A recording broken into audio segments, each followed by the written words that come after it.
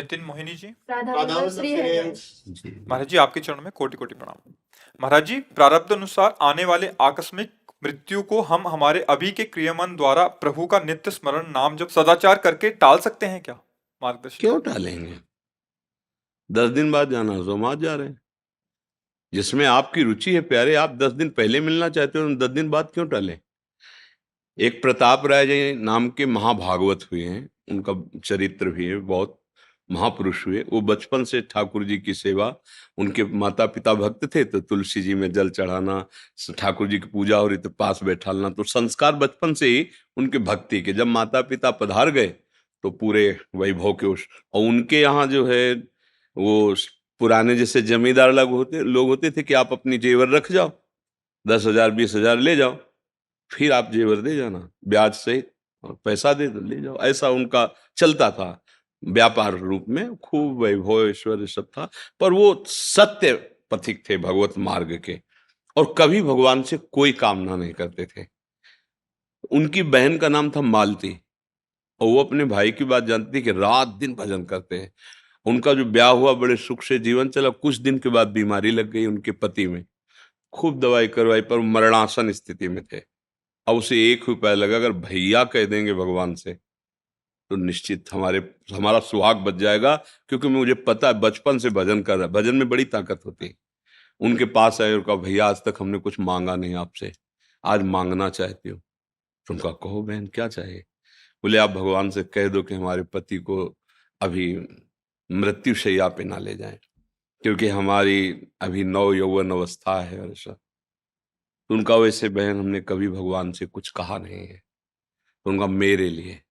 बोले ठीक है। गए और जहां एक कमरे में उनको जमीन पे लिटाया, अपनी गोद में सर रखा, और ऐसे माथे पे हाथ ऐसे रखते हुए जो नाम जप करते थे वही नाम अंदर ही अंदर, और भगवान से विनय कि भगवान मैंने कभी आपसे कुछ नहीं मांगा, लेकिन बहन कह रही है, इसलिए मैं आपसे प्रार्थना करता हूं कि आप इसको जीवन दान दें। उतने में उनकी समाधि लग गई, मतलब एक तंद्रा अवस्था। और वही बहन चरणों के पास बैठी थी, ठीक वैसी उसकी भावना एकदम तंद्रा में पहुंची। और दोनों ने देखा कि भगवत पार्षद आए थे, और वो उनका नाम वल्लभ था उनके पति का। तो उनसे कह रहे, वल्लभ आज तेरा सौभाग्य फिर रुक गया। भगवान मिलने के लिए व्याकुल थे और तुम भी व्याकुल थे, पर आज सौभाग्य रुक गया, क्योंकि महाभागवत प्रताप राय जी ने संकल्प कर लिया कि अब अभी मत ले जाओ। तो उनका ऐसा वो नहीं कर सकते, वो वल्लभ ऐसा नहीं कर सकते।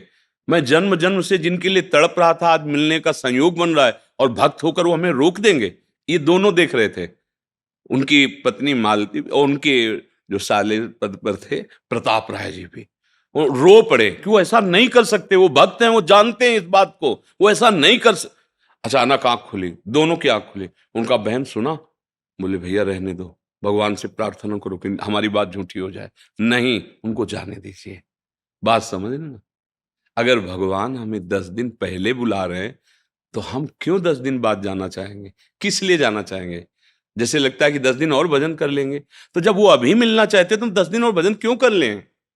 अभी वो मिलना चाहते हैं तो हम उनके लिए कह दें कि नहीं अभी मत मिलो, 10 दिन बाद मिलना, क्योंकि हम भजन पूरा कर लें। इसमें कई राग है हमारे शरीर का, भोगों का, परिवार का, जो भगवत मिलन में बाधा पहुंचा रहा है। देखो एक बात अच्छे से समझ लो, सबको जाना है ना, ये बात समझ में है कि नहीं है? जाना है पक्का भैया, पक्का। मतलब रहना नहीं, पक्का। चाहे तपस्वी हो, चाहे महात्मा हो, चाहे विषयी हो, चाहे पापी हो, इसका नाम मृत्यु लोक है, यहां से जाना है। अच्छा, वो एक समय निश्चित है।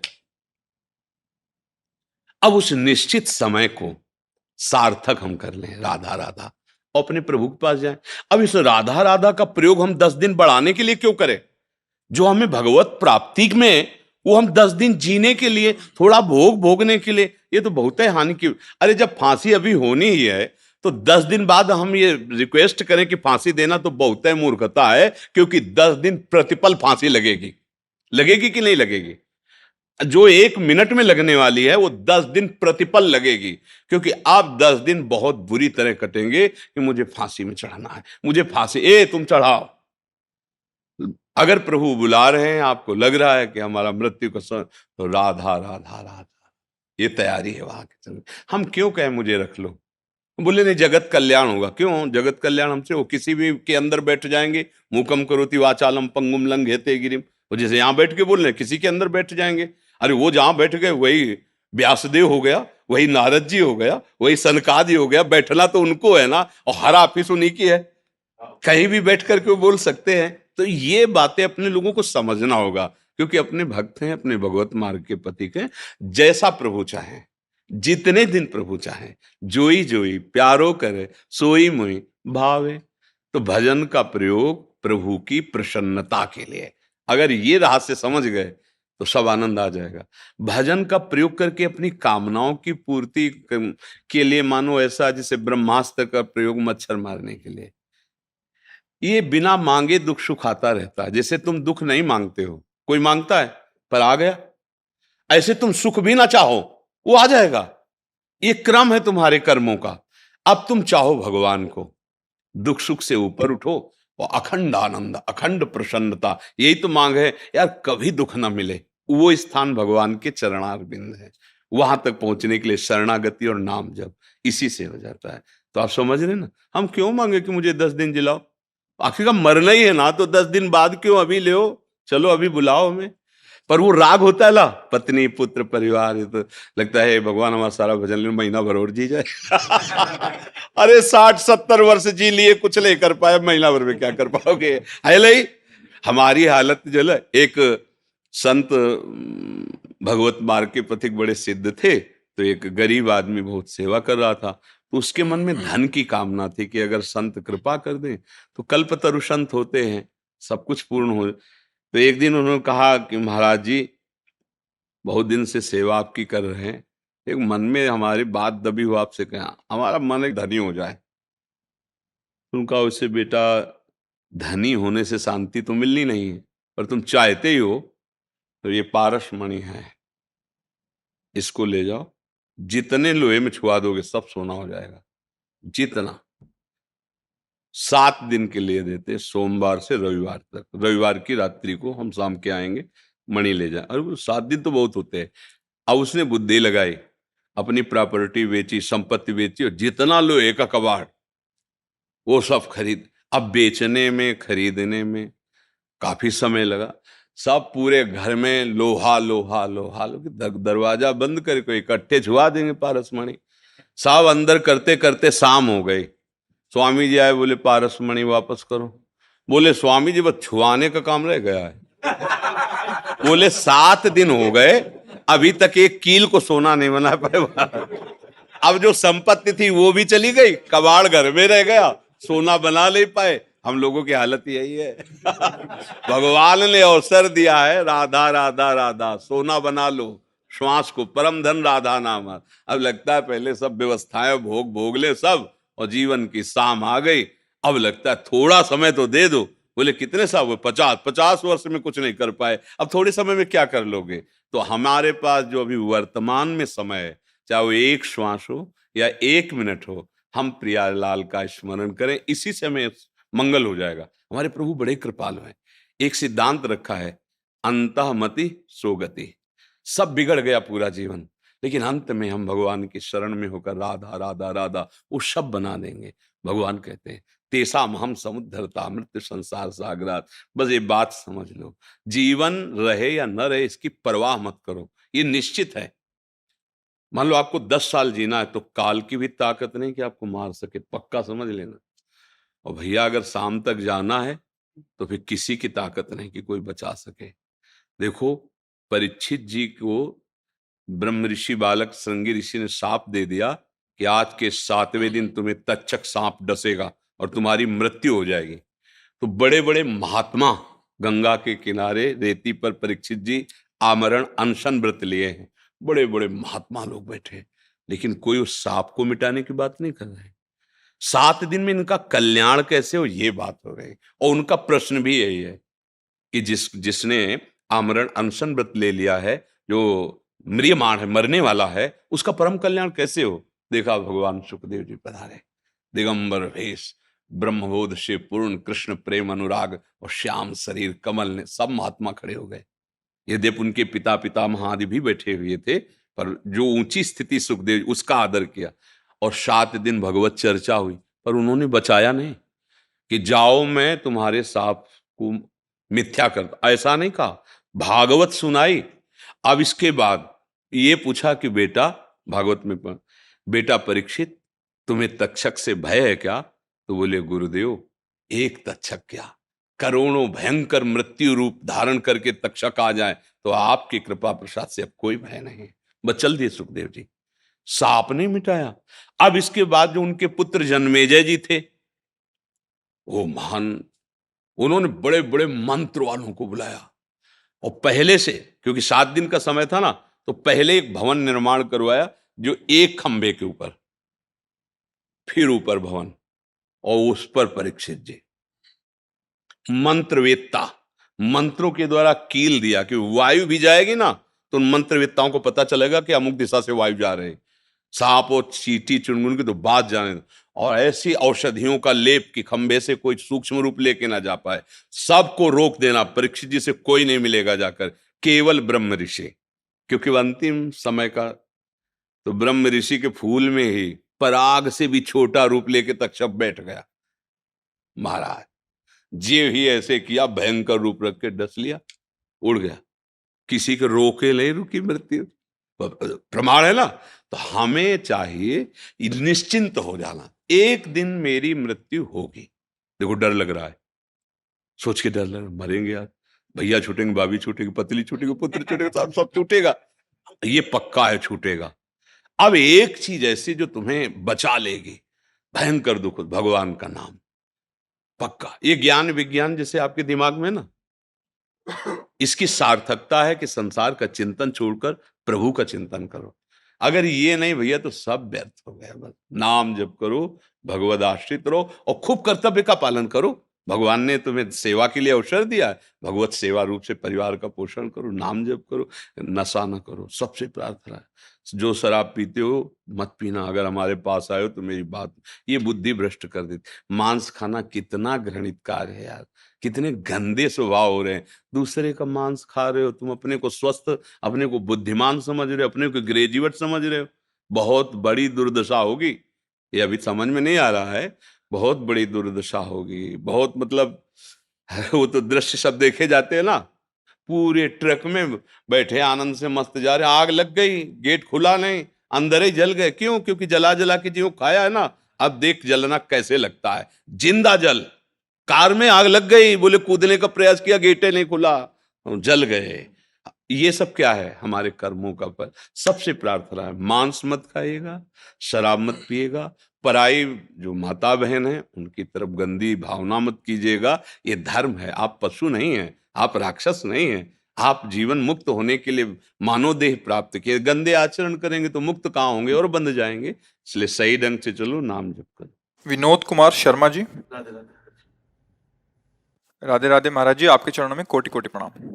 महाराज जी, मैं आपको जुलाई 2022 से लगातार 3 घंटे सुनता हूँ। आपके द्वारा गीता जी, रामायण जी, महाभारत पर दिया गया सत्संग बेजोड़ विलक्षण है एवं रस से ओतप्रोत है। आपसे अपनापन एवं बेहद लगाव हो गया है। ये दास प्रणिपातेन होकर एवं एक संशय के निवारण के लिए विनती करता है। महाराज जी, आपने गीता प्रवचन की श्रृंखला में 6ठे अध्याय के 30वें श्लोक में यो माम पश्यति सर्वत्र की सुंदर व्याख्या की है, तथा 27 मार्च 2023 के प्रवचन के 9वें अध्याय के 5वें श्लोक में भगवान ने कहा है कि ना मैं भूतों में हूं और ना भूत मुझ में है। भगवान ने और आपने उचित ही कहा है, लेकिन हम मंद बुद्धि वालों को ये लगता है कि एक जगह भगवान कह रहे हैं कि सब में मुझको देखो और सबको मुझ में देखो। भगवान की वाणी उसमें रहस्यमयी है। जब आप प्रकृति का सृजन क्रम देखें तो ब्रह्म मूल प्रकृति, उससे त्रिगुणात्मिका प्रकृति, फिर महत्तत्व, फिर अहंकार। अहंकार 3 गुणों में, 3 गुणों से सारी सृष्टि, जो पंचभूत आदि है। कौन है ये सब? क्रम से देखो, ब्रह्म ही तो परिवर्तित होते हुए अपने को रूपांतरण करते हुए आ रहा है ना। तो पंचभूत क्या हुए? भगवान ही तो बने। सृष्टि को बनाने वाले भगवान और सृष्टि रूप में बनने वाले भगवान। वो मुझ में नहीं, मैं उनमें नहीं हूं का भाव कि मैं ही हूं। अगर पंचभूत हों तो वो प्रभु में नहीं है, प्रभु उनमें नहीं, पर पंचभूत प्रभु ही बने हुए हैं। जैसे कह दिया जाए ऐसा कि पानी में बर्फ नहीं है, बर्फ में पानी नहीं है। अब बर्फ आप लीजिए, पानी डालिए तो उसमें जगह दिखाई देगा क्या? वो एक अलग रूप दिखाई, पर है क्या उसमें? पानी ही तो है ना। पहले से विद्यमान है भगवान पंचभूतों के रूप में, इसलिए उनमें प्रवेश नहीं और वो भगवान में प्रवेश नहीं। समझ में आ गया ना इस पर? क्योंकि पहले से विद्यमान है, वही रूप लिए हुए हैं। कोई दूसरा हो तो उसमें प्रवेश करे, कोई दूसरा हो तो वो भगवान में प्रवेश करे। वो वही विद्यमान है, उसी रूप में विद्यमान है। सर्वम खलमिदम ब्रह्म, गीता में जैसे कहा मत्ता परतरम नान्यत् किंचिदस्ति धनंजय। बात उसमें यही कह रहे हैं। अब इसको दूसरे सरल भाव में लेते हैं, व्यवहारिक भाव में, कि जो देहाभिमान से युक्त है वो मेरे में युक्त नहीं है। मैं उसमें नहीं हूं, वो मेरे में नहीं। जैसे भगवान ने सिद्धांत में प्रथम में कहा कि वैसे सत्य बात तो है कि कभी कोई मरता नहीं है, पर यदि तुम शरीर को लेकर जन्मना और मरना मानते हो तो जो जन्मना है वो निश्चित मरना है, जो जन्मता है और निश्चित मरता है। समझ रहे हो ना? पहले क्या कहा कि वास्तविक न मृते न जायते कदाचित, ना किसी का जन्म होता है ना कोई मरता है, पक्के सिद्धांत। पर यदि तुम मानते हो कि जन्म होता है शरीर भाव को लेकर, तो फिर मरना भी निश्चित ही होता है। समझ में आ गया ना? अगर आप मानते हो कि ये पंचभूत विकार है, तो ये विकार मेरे में नहीं है और मैं उन विकारों में नहीं हूं। अगर मानते हो तो, नहीं तो मैं ही पंचभूत हूं। आप भगवान की विभूतियां पढ़ के देखना, उसमें भगवान त्रिगुण माया को भी अपना स्वरूप बताते हैं। ये पंचभूत भी मैं हूं, इंद्रियां भी मैं हूं, मन भी मैं हूं, भगवान बता रहे। और जब भगवान ब्रह्मा जी को उपदेश कर रहे हैं ना नारायण जी, तो यही बता रहे हैं कि मैं ही था, मैं ही हूं, मैं ही रहूंगा, मेरे सिवा कोई नहीं। अब उनका प्रवेश किस समय करना, जब पहले से विद्यमान है। पर वो अपने लोग ना समझने के कारण ऐसा भाव नहीं समझ पाते हैं। और ये चिंतन से आता है, भगवान ही ऐसा अनुभव कराते हैं, तब ये बात समझ में आती है। जब भगवान कहे मैं उनमें नहीं हूं, वो मेरे में नहीं है। किन के लिए कहा? जैसे वो मानते हैं कि मैं जन्मा हूं, तो फिर तुम्हें मरना भी मानना पड़ेगा कि मरते हो। वैसे ना जन्मना है ना मरना है स्वरूप का। पर तुम देह भाव से आ गए ना, अब तुम विकार भाव से आ गए ना, तो ना भगवान में विकार है ना विकारों में भगवान है। और जब ब्रह्म भाव से आ जाओगे तो न विकार है न द्वैत है, एक ही सर्वम खलविदम ब्रह्म नेहा नास्ति किंचन वासुदेवा सर्वम। सर्वम का मतलब होता है सर्वम। उसमें कोई किंचन मात, कोई संशय है इससे? जी, हमें बहुत अच्छा लगता है। जैसे आप बोले ना कि हम सत्संग सुनते हैं, उस पे भी जो प्रश्न होता है मुझे बहुत अच्छा लगता है कि उपासक एकाग्रता पूर्वक सुन रहा है, मनन कर रहा है, और उस पे जो जिज्ञासा। अब जैसे यहाँ आके आप ऐसे वैसे प्रश्न करो ऐसे, तो आपको कुछ मिलने वाला नहीं। हम त्रिकालक भगवान की शरण में हैं, उनकी प्राप्ति, उनके मार्ग की बात, उनकी साधना की बात, ये हमारे मार्ग का विषय। अब हमसे तुम पूछो कि हमें ये रोग है क्या, तो वैद्य के पास जाओ या डॉक्टर के पास जाओ। वो ऐसे डॉक्टर में भी है कि अगर पेट डिपार्टमेंट का हो, आप हड्डी की बात करो तो कहेगा हड्डी वाले के पास जाओ, ले ला। वो उसमें भी कह देते भैया ये भवरोग का अस्पताल है, ये हड्डी और मांस और पेशी इसका नहीं है, ये भवरोग निवारण का अस्पताल है। यहाँ जो औषधि मिलती है वो भवरोग निवारण की मिलती है। तो हमें बहुत अच्छा लगता है जब कोई भागवतिक प्रश्न करता है, तो हमें लगता है हमारा सार्थक है बोलना और उसका सार्थक है प्रश्न करना। अब जैसे व्यर्थ के प्रश्न उत्तर होते हैं ना, तो हम कोई भगवान नहीं है, पर हम भगवान के हैं। हम सिद्ध, हम सिद्धों के हैं। जीवन की सार्थकता ये हम जरूर विश्वास दिलाते हैं कि यहाँ से जो निकलता है वो हमारे गुरु जी का, हमारे प्रभु जी का ही है। हमारी कोई सामर्थ्य नहीं है, वही। अब जैसे किसी साधक को एकदम दिमाग में, मन में एकदम, और उसकी बात जान करके हम डांट रहे हैं, वो समझ रहा महाराज जी सर्वज्ञ। नहीं, बिल्कुल नहीं। हमको केवल उतनी बात दिखाई जा रही जितने में तुम्हें संभालना है। हाँ, अब इस बात को समझना। अब जैसे कोई हमसे ऐसे कहे कि बड़े सिद्ध हो तो बताओ क्या है, हम बिल्कुल नहीं बता पाएंगे। और आप अपने भाव को समर्पित करो कि आप हमारे ब्रह्म हो, आप हमारे गुरुदेव हो, फिर सोचोगे भी तो हम तुम्हें डांट देंगे, गलत। गलत चिंतन छोड़ दो। नहीं महाराज जी कोई गलती नहीं, हम कह रहे हैं होश में हो जाओ, छोड़ दो, नहीं तो फिर भुगतना पड़ेगा तुम्हें। अब वो समझ रहा महाराज जी जान गए। नहीं हम जान नहीं रहे, जिनकी तुम शरण में हो वो उतनी बात दिखा रहे हैं जितने से आपका कल्याण हो जाए। हम लोगों के पास इतना समय थोड़ी कि हम बैठे प्रपंच का चिंतन कर रहे हैं, तुम्हारे मन में क्या चल रहा है, तुम्हारे मन में चल नहीं, हमें देखना है हमारे प्रिया प्रीतम के मन में क्या चल रहा है। मन मन की रुचि जान नेह विधि अनुसार। उन लाड़िलों का चिंतन करने के लिए तो बाबा जी बने, उनकी प्राप्ति के लिए भगवत मार्ग में चले। आप लोगों का आना भगवान की कृपा से उन्हीं के लिए है। अब यहाँ आकर अगर सुलझे नहीं तो फिर सब व्यर्थ हो जाएगा, सब व्यर्थ हो जाए। कुछ नहीं, किसी के छूने से तुम ठीक नहीं हो सकते, किसी के फूंकने से ठीक नहीं हो सकते, किसी जादू टोना से तुम्हारा काम नहीं बन सकता। सत्य बात स्वीकार करो, भगवान का आश्रय ले लो, नाम जप करो, अच्छे आचरण करो, तो सुखी मीन जह नीर तिम हरि शरण नहीं। अब ये बात समझ में नहीं आती सबके, वो बात समझ में आ जाएगी। अभी चाहे हम मतलब लाख भर के तुम्हें दे दें और जाओ हो जाएगा, अल्लो तुम खुश हो जाओगे कि बाबा ने कुछ दे दिया। और हम तुम्हें बता रहे हैं परम बात, राधा राधा राधा, सदा सुखी हो जाओगे। अब ये बातें समझ में नहीं आ रही, क्योंकि हमारा जो मन बुद्धि है ना धोखेबाज है, हमें गलत सलाह गलत मार्ग में तो चला देता है। बहुत बचो, राधा राधा राधा सीधा मार्ग है, भगवान के वचन है। दैवी हृषा गुणमयी मम माया दुरतया मामेव ए प्रपद्यन्ते माया में ताम तरन्ते।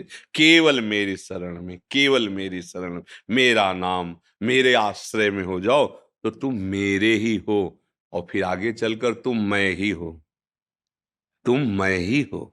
आगे जब चलो जानत तुम्हें भगवत स्वरूप जी हो जाएगा जी। गौरव त्रिवेदी जी। राधे राधे महाराज जी, दंडवत प्रणाम। महाराज जी मैं एक संप्रदाय से जुड़ा हूँ जहाँ मुख्य गुरु के शारीरिक रूप से जाने के बाद दो भाग हो गए। एक भाग का कहना है कि दीक्षा लेने के लिए शारीरिक रूप से गुरु का होना आवश्यक है, अतः अब आप उनके शिष्य को गुरु बनाकर दीक्षा ले लीजिए। और दूसरे भाग का कहना है कि दीक्षा के लिए गुरु का शारीरिक रूप से होना आवश्यक नहीं है, उनकी अनुपस्थिति में और उचित योग्यता के अभाव में उनके शिष्य मुख्य गुरु की तरफ से ही दीक्षा दे सकते हैं। मतलब उन्हीं को मान के, उनकी छवि करके, पीछे से पर्दा करके, ऐसा करके शायद महाराज जी कि उन्हीं को गुरु मानो जो आपके आचार्य हैं, उन्हीं की बताई हुई पद्धति को एक ही गुरु मान के। और इधर कहते हैं कि जो उनसे मंत्र मिला है वो जो उनके गुरु हैं। थोड़ा सरस पद्धति ये हुई जो, हाँ, क्योंकि जैसे हमसे कोई पूछे तो हम तो यही कहेंगे कि आप आचार्य को गुरु मानिए, इष्ट को गुरु मानिए, पर आवश्यकता है हमें प्रगट में जो हमें दुलार और हमारे अंतःकरण पर शासन कर सकें। क्योंकि जैसे हम रसोपासना की भावना करें तो ललिता जो परम रस स्वरूप है, हम उनको गुरु मान लें, पर ललिता जी के भाषण संभाषण उनकी वचन हम समझ पाएंगे क्या? तो क्या करें? तो ललिता जी अवतरित हुई स्वामी हरिदास जी के रूप में, उनके रस परंपरा से जो मंत्र और उपासना पद्धति चली आ रही, अब किसी हरिदासी संत के चरण पकड़ें और उनके आश्रित हो जाओ, वो हम पर दृष्टि रखें, तो वही बात आ जाएगी जहां पहुंचना है। सच्ची उपासना हमारे अंतःकरण पर शासन करने वाला कोई होना चाहिए। बोले भगवान है, भगवान तो सबके हृदय, दुर्दशा रुकी क्या? इसीलिए मोरे मन प्रभु अस विश्वासा, राम ते अधिक राम कर दासा। पर जिस दिन से गुरुदेव ने बांह पकड़ी हमारे अहंकार को रौंद दिया, हमारी वासनाओं को रौंद दिया। तो भगवान तो थे ही हृदय में, अनंत जन्मों से हमारे साथ थे, सबके हृदय अछत अविकारी, पर सकल जीव जगदीन दुखारी। अपने को भी ऐसा लगता है और सिद्धांत भी ऐसा लगता है कि गुरुदेव के चरणों का प्रगट में आश्रय। मंत्र तो आचार्य का ही होता है, वही आचार्य परंपरा से आता है, और प्रत्येक उस आचार्य परंपरा का जो महापुरुष है वो अपने आचार्य पर ही आसक्ति करवाता है। जैसे अपने लोग मिलेंगे तो क्या बोलेंगे? श्री हरिवंश, तो जिनका मंत्र जिनकी उपासना वहीं तो पहुंच रहे हैं। पर अब हरिवंश महाप्रभु प्रगट रूप में आपको तो डांटेंगे नहीं आके, पर अगर आप एक भी थोड़ी भी चेष्टा हमारे मार्ग के विरुद्ध करेंगे तो हम आप पर शासन करने। अब ये चाहिए हमको। और जब हम कभी हार रहे हो तो गले लगा, तू चिंता क्यों करता है, हम हैं ना, इतना प्यार माँ जैसा और शासन, ये दो प्रगट में गुरुदेव से मिलते हैं। दर्शन करे आओ आप, प्रभु के साक्षात विराजमान है हमारे राधा वल्लभ, बांके बिहारी राधा रमण जी, कोई मूर्ति थोड़ी, साक्षात प्रगट हुए। पर आपको ऐसा भय नहीं लगेगा। और आप किसी प्रगट भगवत भजन करने, उन्हीं का भजन करने वाले संत का आश्रय ले लो, आप डेहरी नांगने में भयभीत हो जाएंगे यदि सच्चे शिष्य हैं। और आपसे गलती हो रही ना, तो आप उनके सम्मुख जाने में भयभीत हो जाएंगे कि अगर कहीं उनकी दृष्टि पड़ गई है तो एकदम ये चाहिए, ये चाहिए गुरु। ये अव्यक्त से नहीं होगा, ये व्यक्त गुरुदेव से होगा। ये हम अपनी बात कहते हैं, बचपन से बाबा जी थे, ऐसा स्वभाव था अपने धर्म पर। और बिल्कुल बिना गुरु की ये अहंकार नष्ट नहीं होता। हाँ, अहंकार हो जाए तो देवर्षि नारद को भी भ्रम हो गया, नहीं हो गया? देवर्षि नारद चरित्र में पढ़ो, गुरुदेव ने पकड़ा उस राक्षस को जो हम अंदर बैठे पुष्ट हो रहा था, उन्होंने पकड़ा। फिर जो जैसे कुम्हार ने मिट्टी को पीट पीट करके एक दाना भी नहीं रहने देता, क्योंकि वहीं से मटकी फूट जाएगी जहाँ एक रवा रह जाए, एकदम महीन करके पानी डाल के गोंद के उसे एकदम मलाई जैसे करके फिर आकार दे दिया, घड़ा सकोरा जो। ऐसे गुरुदेव एकदम अहंकार को मिटिया मेट करके फिर भाव दे दिए, दास्य भाव, सख्य भाव, वात्सल्य भाव, गोपी भाव, सहचरी भाव। हमें लगता है ये हमारे हृदय का अनुभव और कुछ महापुरुषों के वचनों का प्रमाण कि बिना प्रगट सदगुरुदेव के शासन में आए परमार्थ पे चला नहीं जा सकता। ग्रंथ पढ़ के परमार्थ में अनुभूतियां प्राप्त नहीं की जा सकती।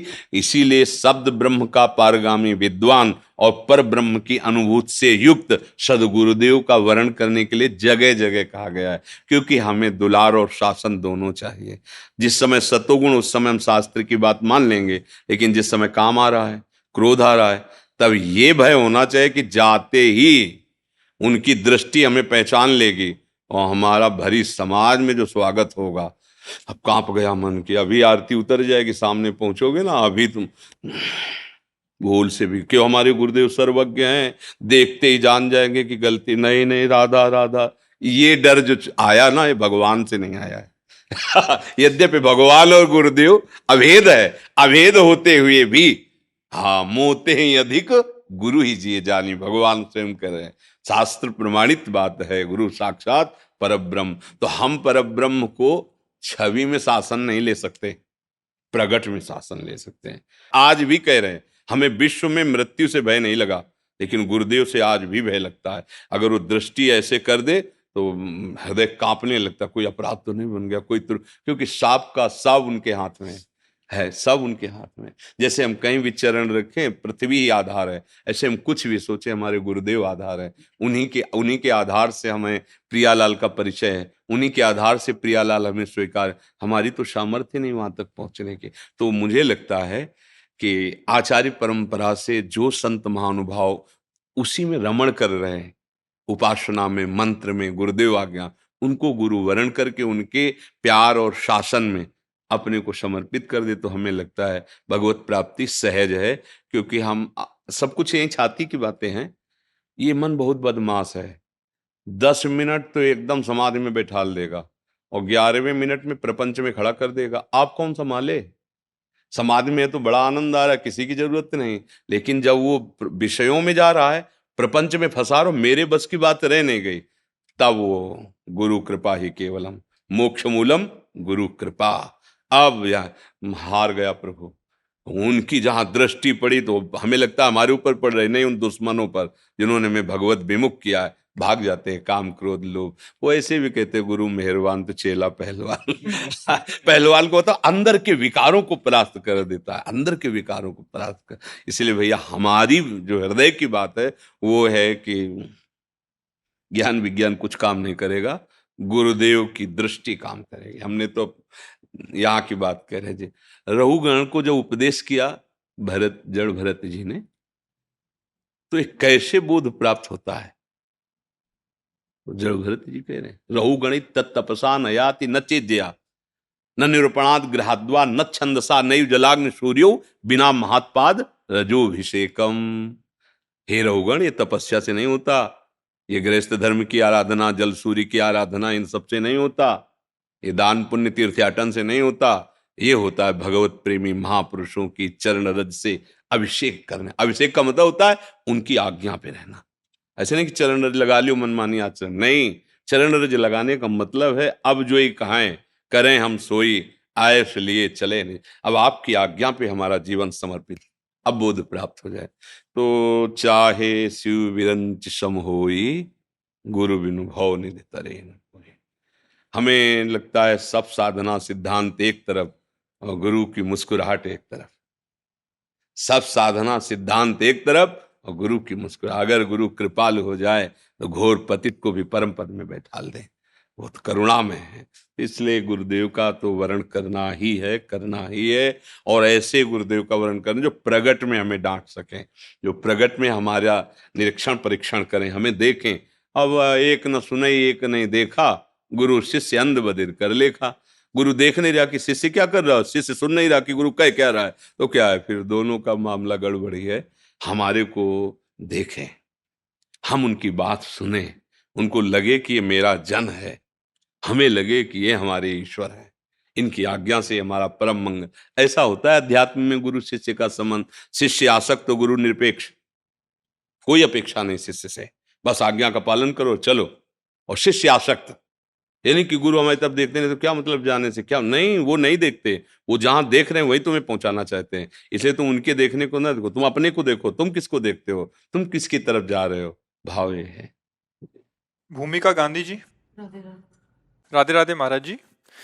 महाराज जी, अगर ये स्पष्ट रूप से समझ आता जा रहा है कि सब कुछ ईश्वर के हाथों में ही है और मैं कुछ भी नहीं, तथा इससे जीवन में वैराग्य भी उत्पन्न हो रहा है परंतु अभी तक पूर्णता घटित नहीं हुई है, ऐसी स्थिति में हम क्या कर सकते हैं जिससे हम। अगर 100% में 1% भी बात समझ में आ रहे ना, तो आप विजय श्री को प्राप्त हो रहे हो। अगर 1%, 99% नहीं समझ में आई, 1% आने लगी तो अनंत जन्मों का अंधकार जो माया जनित था उसमें 1% सत्य वस्तु झलकने लगी ना, 99% जीत जाओगे। दीर्घ काल तक अभ्यास जारी रखो। जिस साधन के बल से, जिस सत्संग, नाम जप, गुरु सेवा, इष्ट सेवा, समाज सेवा के बल से आपको कुछ सत्य भासने लगा है, वो पूर्ण सत्य दिखाई देने लगेगा। आप उसी अभ्यास को दृढ़ता पूर्वक दीर्घ काल तक चलाइए। कैसी भी परिस्थिति आवे उस अभ्यास को मत छोड़िए, तो सत्य का बोध हो जाएगा। डरने की क्या बात है, घबराने की क्या बात। हम कहते 24 घंटे में अगर 24 मिनट भजन करने लगे हो ना, तो हम ठेका लेते हैं, काम हो जाएगा। 24 मिनट भजन करो, केवल 24 मिनट। तुम संसार के गृहस्थ धर्म में हो, व्यवहार में हो, 24 मिनट तो यार निकाल ही सकते हो, नहीं? 3 घंटे फिल्म के लिए निकाल सकते थे। 24 घंटे भजन के लिए क्यों नहीं निकाल। अच्छा, राधा राधा राधा राधा राधा राधा राधा, जो भी नाम भगवान की कृपा से आपको प्रिय लगे, 24 मिनट। उससे क्या होगा, ये 24 मिनट आपके 24 तत्व हैं अंदर, जिनके द्वारा सब सृजन हुआ है, स्थूल सूक्ष्म कारण, तीनों को पावन कर देंगे। ये 24 मिनट भजन एक दिन 24 घंटे पे आपको ले जाएगा। शुरू तो करो, आप शुरू करो 24, बस इतना कि बस 24 मिनट हमको भाई भजन करना। अब उसमें भी लोग पूछने लगे कि अगर हम स्कूल जा रहे हैं या नौकरी जा रहे हैं तो बस में बैठे हुए चल जाएगा। अरे यार, हम हर काम करने के लिए छूट दे दी, 24 मिनट केवल भजन के कह रहे हैं, तो वो 24 मिनट शांति से है। अब और समय तो और लाभ ले लो ना, ओवर टाइम को 24 मिनट हमें दो। कैसे? शांत बैठ गए, तुम्हारा मन है नहा लो, तुम्हारा मन मत नहाओ, हमें कोई तुम्हारे नहाने धोने से मतलब नहीं, नाम से मतलब है। अपवित्र पवित्रो वा सर्वावस्थांगतो पिवा, या स्मृत पुंडरीकाक्षम सवायाभ्यांतरा शुचि। बस घड़ी में देख लो 24 मिनट, राधा राधा राधा राधा राधा राधा राधा राधा राधा। हम ये नहीं करें मन से जपो, हम ये नहीं करें माला से जपो, तिलक लगाओ कंठी में, हमने नहीं कहे। तुम्हारी कुछ श्रद्धा हो मत कुछ करो, तुम सीधे उठो और 24 मिनट देख लो, राधा राधा राधा राधा राधा राधा राधा। 24 मिनट हो गए, मानो तुमसे तुम्हारा काम हो गया। एक जैसे ना लेवरी करना, ऐसे तुम करने लगो। अगर महात्मा न बन जाना तो हमें बताना, ये नाम ही आपको पावन कर देगा। ये नाम ही, तर्क करने की जरूरत नहीं है, जैसे तुम चल रहे हो। हम कई बार प्रार्थना की, आज कलयुग का समय है, हम आपको त्याग की शिक्षा दें तो आप नहीं स्वीकार करेंगे, लेकिन पकड़ने की शिक्षा दे रहे हैं कि आप जैसे हो वैसे। राधा राधा 24 मिनट इसमें और डाल लो। आप परम त्यागी हो जाओगे। जैसे जैसे मन पवित्र होगा, आपकी गंदी आदतें, गंदे व्यसन आपको जलाने लगेंगे। हाय कब छूटेगी ये बात, मैं कितना नीच हूं, कब सुधरेंगे, ऐसा आने लगेगा। अब पहले से उसे को छोड़ दो, फिर पकड़ो तो नहीं पकड़ पाए, पकड़ लो तो सामर्थ्य आ जाएगी, छूट जाएगा सब। 24 मिनट भजन करने लगो, भगवान की कृपा का अपने आप अनुभव होने लगेगा। मनुष्य जीवन का परम लाभ है अपने कर्तव्य कर्म को भगवान की सेवा समझ के करना, और बीच बीच में भगवान का नाम जप करते रहना। ये दो बातें बहुत जोर की हैं। जैसे माता पिता की सेवा, पत्नी पुत्र आदि हैं, इनकी भी सेवा, इन रूपों में भगवान भी पधारे ना। सब रूपों में, जैसे चाहे लाइट जले या पंखा चले, बिजली तो एक ही है ना, ऐसे सब में बिजली एक है भगवान की। और हम कोई नशा अपने जीवन में न डालें, कोई ऐसी गंदी वृत्ति न डालें जो हमारी बुद्धि को दूषित कर दे, और भगवान का नाम स्मरण करें। और जिस पद में है, जो सेवा है, वो भगवान की ही सेवा है। देखो, ये भगवान की सृष्टि है। आपको जो सेवा मिली है, अगर वो सेवा आपकी ना हो तो समाज में अराजकता फैल जाए ना, दुष्ट लोगों का बोलबाला होने लगे ना, तो हुई ना भगवान की सेवा। भयवश, कानूनवश अधर्मियों की वृत्ति, अधर्म का जो उद्दंड स्वरूप है वो प्रकाशित नहीं कर पा रहे, अंदर है पर भयवश नहीं, तो ठीक से चल रहा है। ये भगवान की हमारी सेवा है। पर बीच बीच में हम भगवान का स्मरण करते हुए अगर हम अपना जीवन व्यतीत करें, तो ऐसे संसार के कार्यों को करते हुए भी हम भगवान की कृपा को प्राप्त कर सकते हैं। जैसे अर्जुन जी कह रहे हैं हम एकांत में भजन करेंगे सन्यास लेके, भगवान कह रहे हैं नहीं, मेरा नाम जप करो, मार इनको। तो ऐसे जो पद आपको मिला है, अगर एक छोटा पद है, 1000 आदमियों को संभालना है, तो ईमानदारी से सत्य को सामने करके यदि हम 1000 आदमियों को संभाल ले गए, तो इसका परिणाम होगा भगवान हम पर प्रसन्न हो जाएंगे। वो हमें देख रहे हैं, वो हमारे साथ हैं, वही हमारी जीवनी शक्ति है। तो चाहे गृहस्थ में हो, चाहे विरक्त में हो, जैसी भी मार्ग में हो, एक ही बात है, सेवा करनी पड़ेगी। देखो सेवा हो रही है ना, बोलना है, बात करना है, मिल सेवा करनी पड़े। क्यों? इस जगत का अन्न खाया है, इस जगत में तुम्हारे शरीर का पोषण हुआ है, तो ऐसे ही आपको सेवा मिली, ऐसे हमें सेवा। दोनों भगवान के बंदे हैं। एक सृष्टि में राग पूर्वक सेवा और एक वैराग्य पूर्वक सेवा, पर सेवा उन्हीं की हो रही और नाम जप उन्हीं को, तो उन्हीं की प्राप्ति होगी। जो एक महात्मा को प्राप्ति होती है ना, वही एक गृहस्थ को होती है।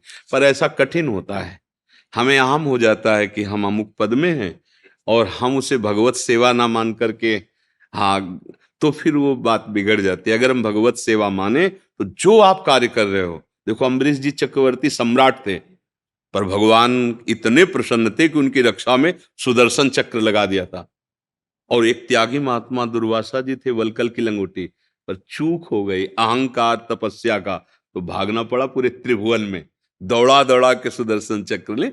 इसलिए भगवद आश्रित रहो, अहम छू न जाए, नाम जप करो, सबकी सेवा करो, भगवान की प्रसन्नता के हे हृदय।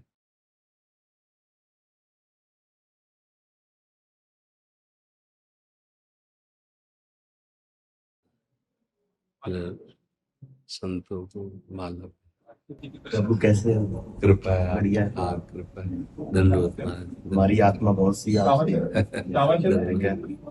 तू लोगों को चाहिए। आपकी कृपा है, आप आए।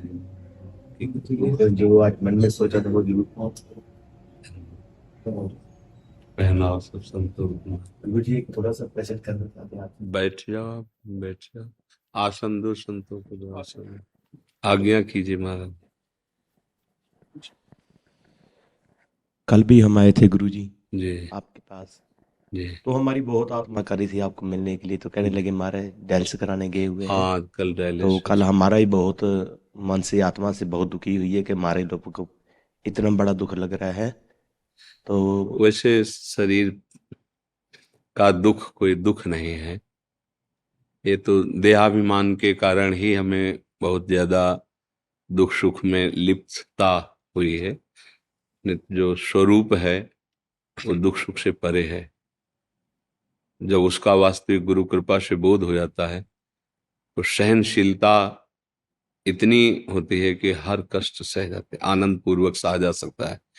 और हम परमार्थ के पथिक हैं अपने सब, तो इसी शरीर राग को मिटाने के लिए ही तो हम परमार्थ पे चले हैं। वास्तविक हमारा ये स्वरूप नहीं है, न स्थूल शरीर, न सूक्ष्म शरीर, न कारण शरीर। जो हम आत्म स्वरूप हैं, इसी की स्मृति से हमें अपनी विस्मृति हो गई है। अब इसकी विस्मृति करके अपनी स्मृति में स्थित हो जाना है। यही हमारी साधना, चाहे ज्ञान मार्ग से देखो, चाहे भक्ति मार्ग से देखो। जैसे ज्ञान मार्ग में ना, तीनों शरीरों का बाध करने पर जो अचिंत्य हमारा स्वरूप है, उसी में हमारी स्थिति होती है। और जो भक्ति है ना, तो जो अचिंत्य तत्व है उसे आराध्य देव के रूप में माना गया, और अपने को दासत्व भाव में भेद करके माना गया, वो जाकर अभेद ही हो जाता है। तस्मित तज्जने भेदा अभावात, प्रभु और प्रभु के जन में अभेद स्थिति, जानत तुम्हें हो। तो बात तो घूम के वहीं आती है। तो अपने को भगवत चिंतन में रखना, चाहे वो आत्मस्वरूप का चिंतन, चाहे गुरुदेव का चिंतन हो, चाहे प्रभु के नाम रूप लीला का चिंतन हो, वो एक ही परम तत्व के ये चिंतन। हमारा चिंतन देह और देह जनित भोग और देह जनित चेष्टाएं, ये हमारा चिंतन है। मतलब व्यवहार में वर्णन किया जाता है, लेकिन अपने लोग व्यवहार के नहीं, अपने लोग परमार्थ के सुभट हैं, परमार्थ के योद्धा हैं। तो हमारा यही प्रयास रहना चाहिए कि अंदर से जितना बाह्य चिंतन है वो सब विस्मृत हो जाए। बाह्य व्यवहार की सत्ता नहीं है। ना सतो विद्यते भाव, ना भाव विद्यते सता। जिस सत का कभी अभाव नहीं है, उसी का अनुभव करना है।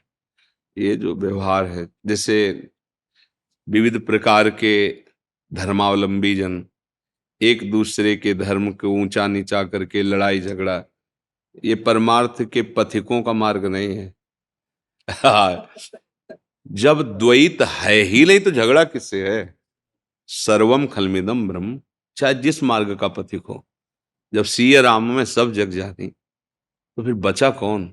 जब जड़ चेतन जग जीव जत सकल राम में जान, चाहे भक्ति से चलो चाहे ज्ञान से चलो। तो अपने को चिंतन जो हमारा वो संभालना, बस यही साधना है। हमारा अंदर ही अंदर चिंतन गुरुदेव के वाक्यों पे हो, वेदांत वाक्यों पे, मंत्र पे, नाम पे। तो संसार का पहले हम विस्मरण करें, और जहां संसार का विस्मरण हुआ, यही संसार है, स्थूल देह, सूक्ष्म देह और कारण। तो सच्चिदानंद आपका स्वरूप है। जैसे नहीं, शिवोहम अहम ब्रह्मास्मि, जो ज्ञान मार्ग के पथिकों का अनुभव में वही स्वरूप है। तरंग से वायु निकल गई तो समुद्र ही था, समुद्र ही है, समुद्र ही रहेगा। वायु विकार ही तरंग नाम दिए थी। ऐसे ही ये देह विकार जो है मायाकृत, इसमें हम फंस गए, स्त्री पुरुष उत्तम अधम। और वो अंदर जो तत्व है वो एक ही है, उसमें द्वैत नहीं है। इसलिए खूब भजन परायण, संयम पूर्वक शरीर के व्यवहार को अपने दुख सुख में सम्मिलित न करें। इसका मान अपमान, इसका दुख सुख, इसका जन्म मृत्यु मेरा नहीं है, ये अनुभव में आ जाना ही हम वैरागियों का परम वैराग्य का फल है। अगर ये अनुभव में ना आया तो फिर प्रपंच ही है नहीं? मान अपमान दुख सुख लाभ वाले तो प्रपंच ही है फिर। इसलिए निरंतर जो हम परमार्थ के योद्धा हैं, सहनशीलता हमारा कवच है। कोई गाली दे, हम मुस्कुरा के निकलेंगे, ये हमारा परमार्थ है। बल है उसको शासन में लेने का, तप बल, देह बल, सब बल है। पर वो नीचापमानम शुद्धा, नीच पुरुषों द्वारा किए हुए अपमान को भी वो अमृत के समान से। ये हमारे परमार्थ के सुभट के लक्षण हैं। कोई बहुत सम्मान कर रहा है, दोबारा याद नहीं आनी चाहिए उसकी। कोई बहुत अपमान कर रहा है, उस पर कभी गुस्सा नहीं आनी चाहिए। राग रहित विचरण, बाहर भी और अंदर भी, वही महात्मा है। जो राग रहित है वही महात्मा है। जो अनुराग युक्त है वही प्रेमी है। चित्त व प्रभु में अनुरक्त, या आत्मरति या कृष्ण रति, एक ही बात है। आप सबके चरणों में प्रार्थना है। क्या अभी और कुछ बात है? यही मन में थोड़ी सी प्रश्न थी, हाँ तो मन की जो शंका थी वो निकली। हाँ, और हमें बड़ा सुख मिलता है जैसे आप। देखकर महाराज जी हमें बहुत खुशी हुई है, आपको जो कुछ चाहिए। नहीं, आप सब गुरुजन है, आप कृपा करके दर्शन देने आए। हम अदम रोगी शरीर तो जा नहीं पाते, तो आप सब महापुरुष आ करके हमें दर्शन देते हैं।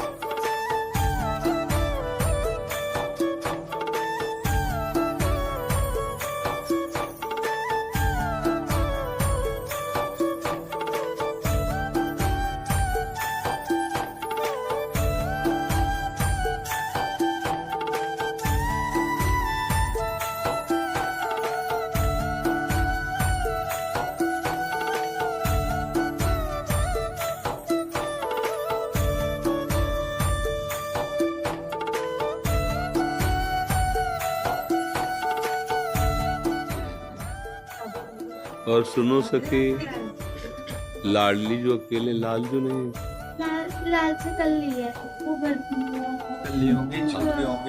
लालजू महाराज जी घर हाँ, पे हैं, इनको पर- आज यहाँ से लेके जा रहे वैसे हैं। हाँ अच्छा, हाँ जी, वो अकेले थे तो हाँ नहीं जाते। राधा संग बिना नहीं श्याम, श्याम बिना नहीं राधा, क्योंकि युगल सरकार है ना जी हाँ। साथ में। बहुत सुंदर आपकी लाडली जी, बहुत आपके साथ में आगे- बहुत जी। सुंदर।